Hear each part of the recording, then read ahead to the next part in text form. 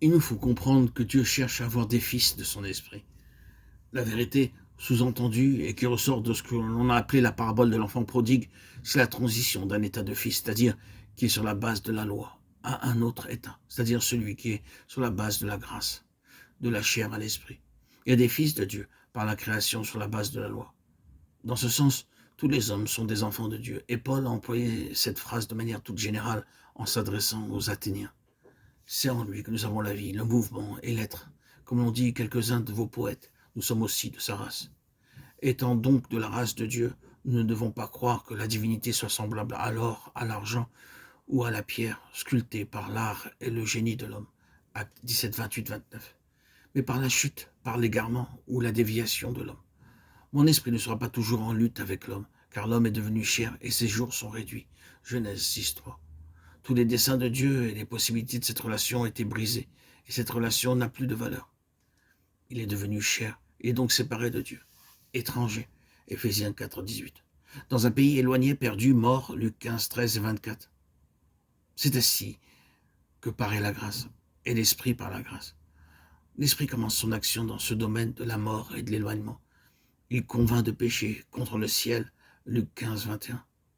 La seule conviction suffisante, il fait aboutir la fin des œuvres de la chair dans le désespoir et la destruction. Il contraint, il prouve, il produit la repentance et la confession et amène enfin à la place du pardon et du repos. De la mort à la vie, mais non pas à la vie de jadis. Ce qui est né de l'esprit est esprit. Jean 3, 6. Cet homme est le fruit du travail et de la peine de l'esprit, et toutes les relations seront désormais nouvelles. Une nouvelle robe, la robe de la justice divine, de nouvelles chaussures, une marche et un chemin dans l'esprit.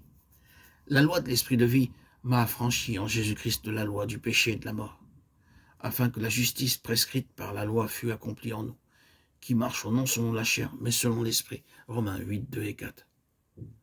Un anneau, le symbole de l'autorité, le droit ou le pouvoir des fils.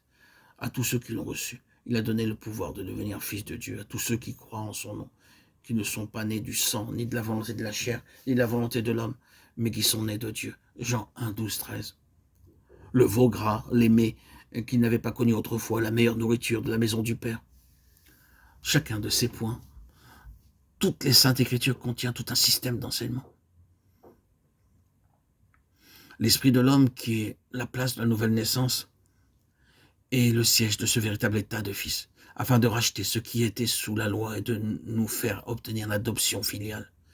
Et parce que vous êtes fils, Dieu a envoyé dans vos cœurs l'esprit de son fils, lequel crie Abba, c'est-à-dire Père. Galates 4, 5, 6.